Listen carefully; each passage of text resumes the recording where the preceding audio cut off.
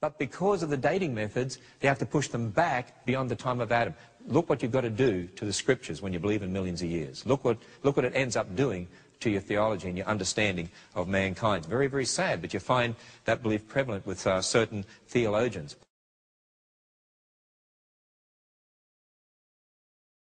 By the way, you know, just recently it's reported that they found in Portugal a skeleton with characteristics of both Neanderthal and modern humans. In other words, they're interbreeding. What does that mean, by the way, if that's true? It means they're all the one race, right? We're all the one kind. Absolutely.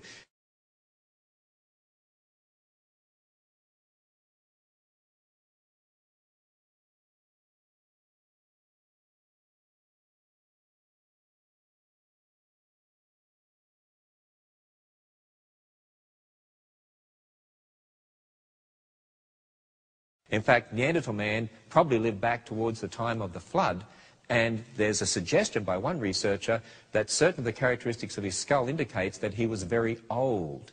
Not that he was primitive, but grew to a very old age. And you know what's interesting about that? What's interesting is this: the Bible records that people after the flood still lived for hundreds of years for a while, until we are where we are today.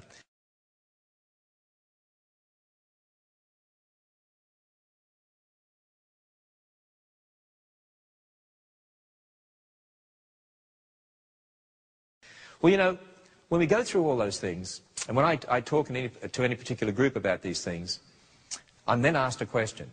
Well, if this is all true, and there's only one race, and we all go back to Adam, and so on, you can explain the fact we all have the same skin color, etc., and the event of the Tower of Babel, and so on.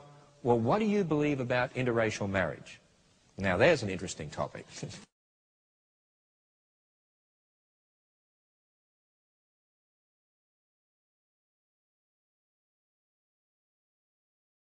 So I thought, well, let's bite the bullet and let's deal with interracial marriage.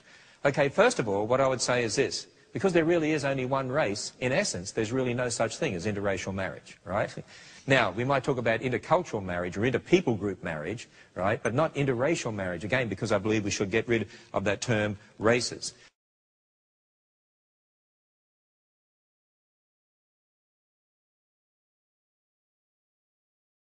But the way I teach my children is this. See, I believe it's so important that we don't take our ideas to the Bible, but we build our thinking from the Bible. And so that's what I want to do. What's the primary importance of marriage anyway? One of the primary importances. According to Malachi 2:15, why did God make one? Because he sought because he sought a godly offspring from your union. In other words, one of the primary importance of marriage is to produce godly offspring. Now, how do you do that? Well, you know, the Bible tells us that in marriage you become one physically and one spiritually, because we're one flesh. Well, the only way to do that is if you obey 2 Corinthians 6 verse 14, which says, "Be ye not unequally yoked together with unbelievers, for what fellowship hath righteousness with unrighteousness, and what communion hath light with darkness?" In other words, as far as marriage is concerned, the Bible makes it very clear that a Christian should marry a Christian.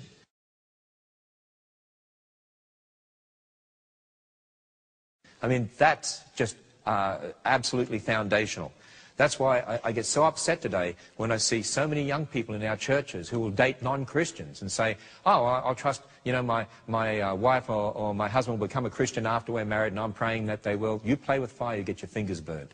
I mean, there may be exceptions where that happens, but it's not the rule, by the way. And that still, even if your partner became a Christian after you're married, it still doesn't take away from the fact that it was wrong to do that in the first place. Because the Bible makes it very clear, "Be ye not unequally yoked." In fact, I've got a question for you. According to the Bible, not your opinion, according to the Bible only, which impending marriage does God counsel against? A Christian man with dark skin and a Christian woman with light skin, or a non-Christian man with, say, middle brown skin and a non-Christian woman with light skin, or a non-Christian light-skinned man and a Christian light-skinned woman? You know, the only one that the Bible counsels against is the non-Christian and the Christian.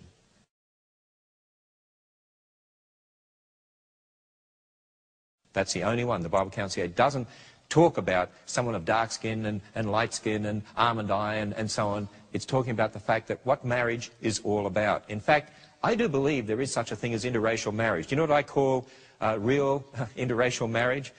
when a child of the last Adam marries a child of the first Adam. In other words, a regenerate child of the last Adam marries an unregenerate child of the first Adam. When a Christian marries a non-Christian, that's real interracial marriage. And that's the interracial marriage that the Bible clearly speaks against.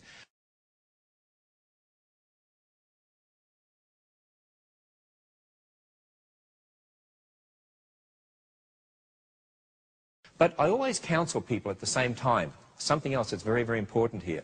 You see, because of the Tower of Babel, when people split up and went to different places all over the world, they developed different cultures. And because of different languages and so on, people from different cultures can think in a totally different way.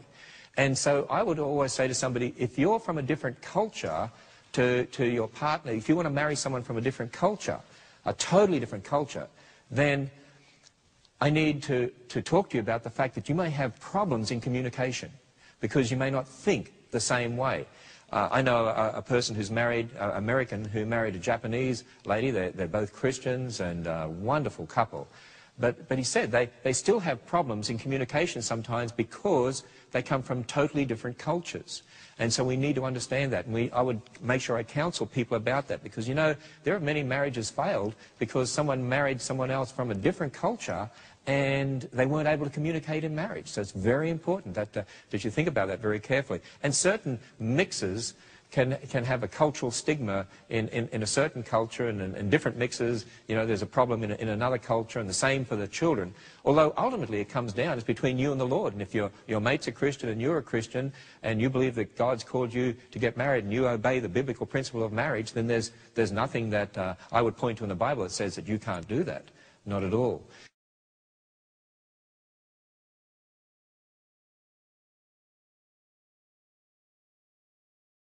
You know, one of the sad things, I see people, and I see this in America a bit, where I find parents who are more concerned that their child not marry someone from a so-called different race than whether the person they're marrying is a Christian or not. And that tells you there's something very basically wrong right there.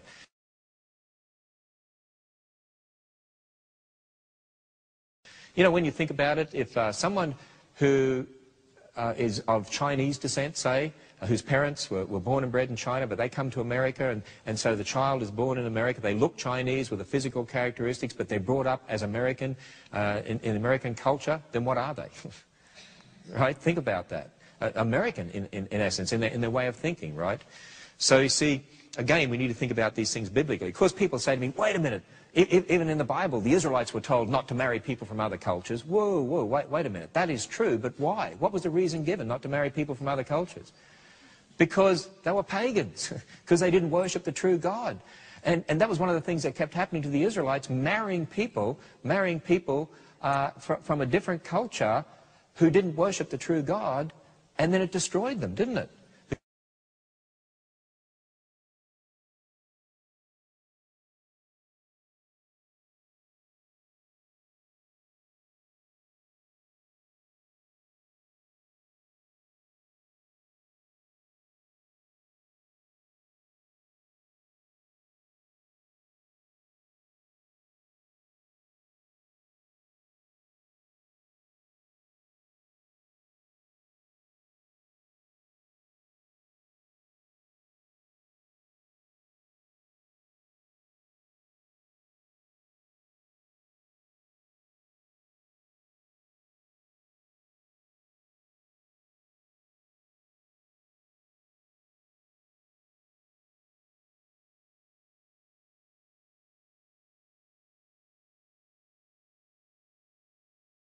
Because it brought their idol worship into that particular culture.